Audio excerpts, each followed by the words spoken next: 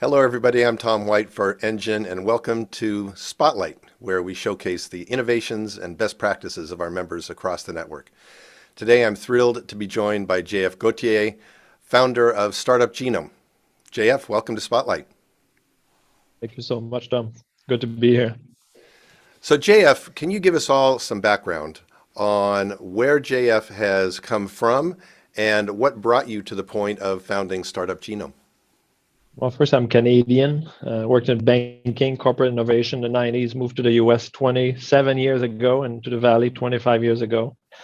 Really, I was a corporate exec and consultant for a while, banker, and then was named CEO of a client of mine, a software company, and since then always been first executive or founder of a new business, and founded five businesses. Startup Genome was the fifth, two exits, two miserable failures, and Startup Genome in the last 6 years has been transformed from a research organization that became a tech company that we sold to Sage.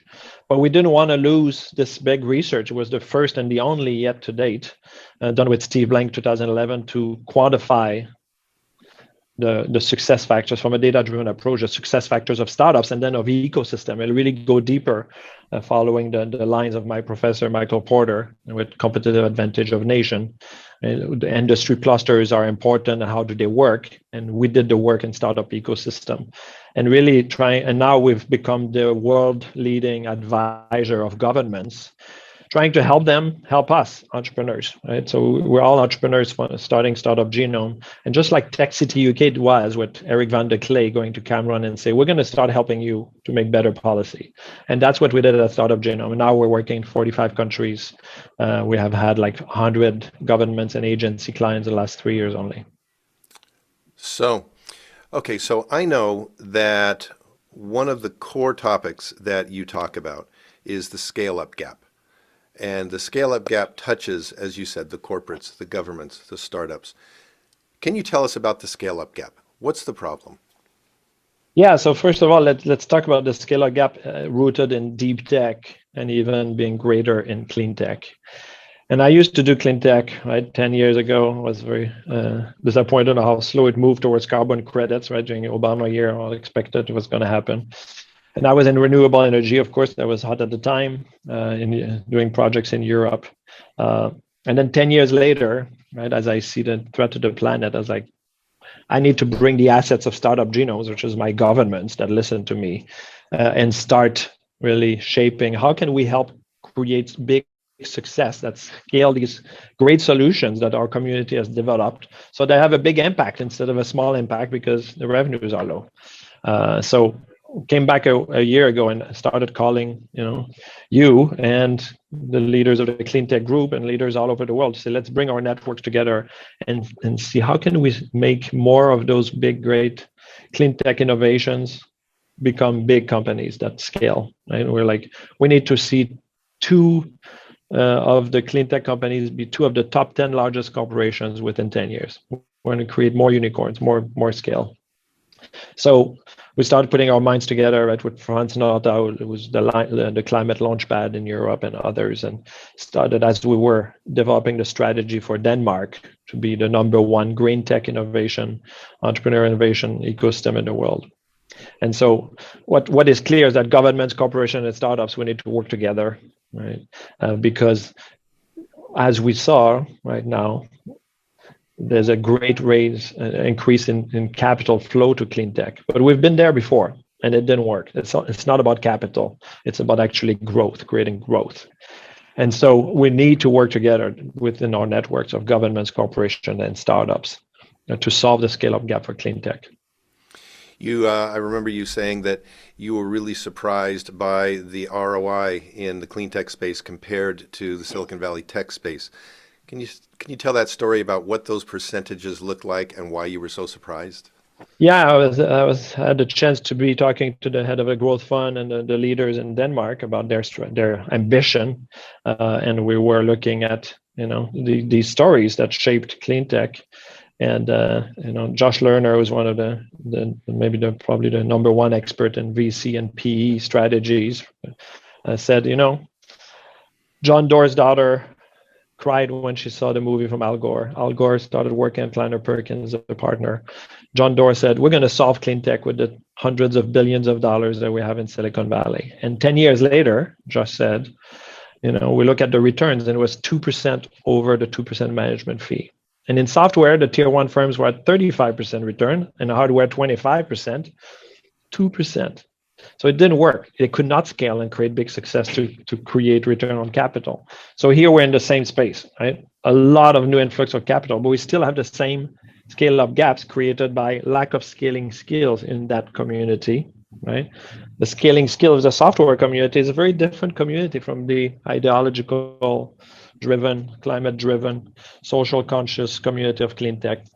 We're not brother and sister. We didn't go to the same schools, but we need them, right? Elon Musk coming to Tesla is one of the big reasons why he brought the scaling skills of PayPal and others and made it work, right? Scale it.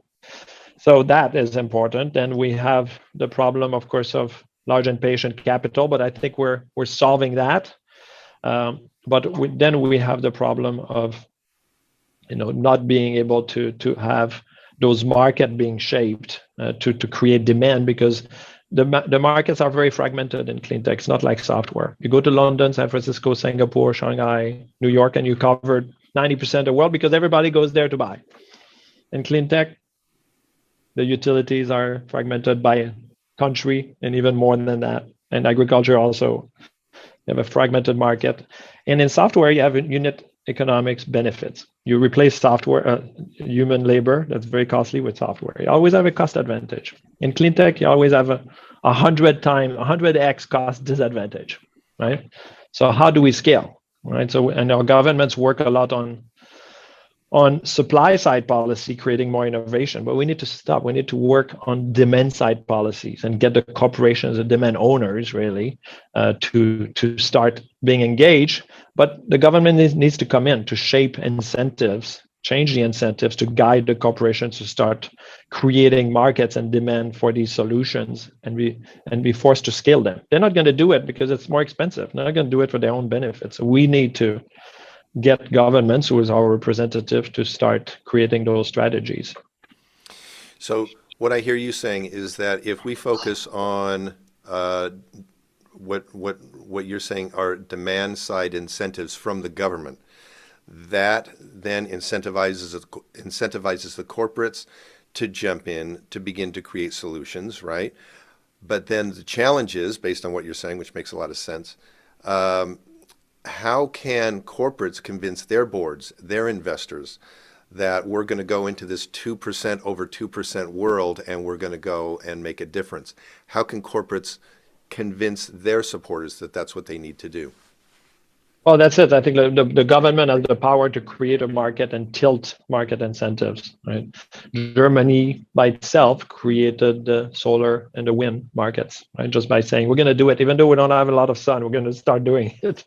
We're just going to buy some solar panels, and those who make them will get better and better. And, Vestas was born in Denmark, right?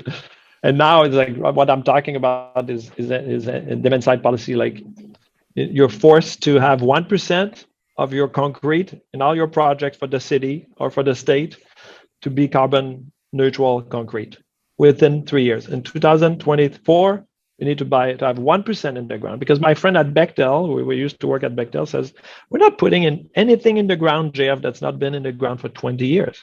So how do we start? Well, we need to force it, right? So the government says 1%, and in 2025 it has to be 3%, and in 2026 has to be 7%, and that's it, right? It costs, maybe that's concrete cost 100% more than the other ones. That increases their cost by 1%. They're not super happy with it, but they're going to do it. Or maybe you say 0.5% of your concrete has to be concrete negative, or you say, all the government R&D. 1% of the budget for the Ministry of Transportation has to be on startup solution, clean tech startup solutions. 1%, right? This is SBIR, right? It works. We've already done it. And so then the incentives of the board of the company is like, we need to do it. We're forced. We need to do it. How are we going to do it best?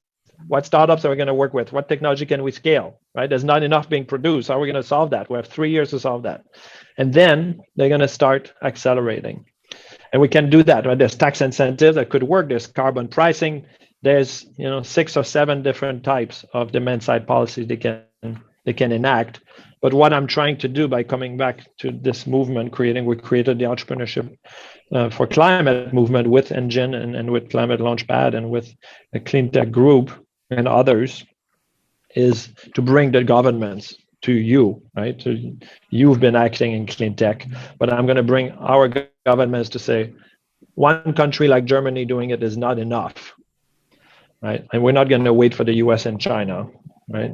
So we need 5 countries, 10 countries to say which technology is ready to scale right now, so that we can create a demand side policy that's enacted and is going to take effect in 2023, 2024, right? Small enough, but just to open the market and what Franz Nauta calls the deployment-led innovation. Right? You start deploying a little bit, and then suddenly innovation accelerates, revenue of these companies grow, and more resources are pulled to it. Yeah, of course. So, U.S. and China aside for now, where do you see the greatest sources of interest, cooperation, participation, innovation in the countries around the world that you're monitoring and working with? Yeah, so we just launched the first global clean tech global startup ecosystem report to start really shaping the thought of where's the innovation happening and where's the scale happening, and to bring also the minds of everybody that it's not about Silicon Valley, it's not about New York anymore. And of course, Silicon Valley does a lot of clean tech. California is one of the leaders, and Silicon Valley is huge. But wanted to bring attention to the others. Right, number 2 was Tel Aviv. Number 3 was Stockholm. Right, Sweden had 2 of the top 20. Number 14 was Gothenburg. Amsterdam 7, Berlin 11, Toronto 12. Denver, Boulder 13, Vancouver 16. That means 2 Canadian in the top 20. Right? Dublin 17, Helsinki 20. So smaller cities where a lot of people say, we're going to do this, right? And more conscious cities, communities, but also where governments is more conscious and more have made commitments towards net zero much more aggressively, like in Scandinavia, right? So it's not surprising that Sweden's up there. Sweden is the 3rd place in the world where there's most clean tech innovation, and the country is 10 million people. Is number 3, right? Goodness. So yeah, Canada absolutely. is up there, and there's like 40 million people. So this is where we need to see, we expand our minds of like who do we go, what is this global community in clean tech, and where is it where it's creating really great innovation. But when I went to the Clean Tech Forum, one of my surprises that these great, amazing technology companies in clean tech that are raised Series B with great valuations have revenues of $1 million, $2 million. And so the scale-up gap is really easy to see, right? It's about scaling your revenues. That's what scaling is, and scaling your organization to create bigger projects and creating jobs, but also creating impact, most importantly, in climate tech. And it's not happening yet. So we need to work on that together. Absolutely. Other than Tesla, which you mentioned, what are the 1 or 2 or 3 companies, clean tech oriented companies who have sort of bridged the scaling gap and who are succeeding in the clean tech space that we all should be keeping our eyes on? I'm not an expert in the domain in startups. So I work with the governments and with organizations like you. So you're the expert, right? But I see a lot of, when I was there, like a lot of amazing technologies, right? And the problem is that they don't have a market because the corporations looking at it, it's like, it's a great technology. If the government gives the right incentives, it's going to scale. Maybe we'll invest, but we can't buy these products and place a big contract because it's still 10 times more expensive than our traditional solutions. So what I want to see is really this ability to create markets with many governments. But secondly, is what we're creating is an organization called Apex that we created to solve also the scaling skills, like bring the scaling skills from the software companies where there's a lot of it as mentorship into the clean tech young climate-driven entrepreneurs to help them scale, right? So this is a program we're shaping in Canada and in Sweden, for instance. But you were asking where are the governments also taking leadership? Scandinavia, of course, but I see Canada, I see, of course, Northern Europe more. But what was a great surprise this year, and we saw it at COP26, is China. right? China realizing that actually for our own population, we need to do this. And we work with the leader of the National Institute of Policy in China. And last year, I was bringing leaders from my governments to talk about clean tech. I was very surprised when I asked him, what are your two top objectives this year? And his number two objective was clean tech, right? To start creating policy to grow clean tech. And it already have 250 incubators in clean tech in China. And he was like, these ambitious goals. And so that's really great to see, right? Because they're a major power, have major scale, top down driven country. When they want to do something, they can do it. It's going to be efficient, and that's really bringing a lot of energy into the space.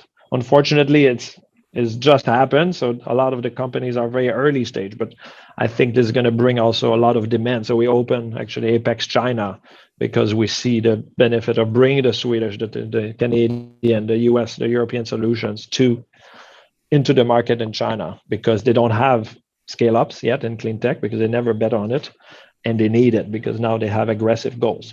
So this is really a new vector of change and of growth that we'll see. Absolutely.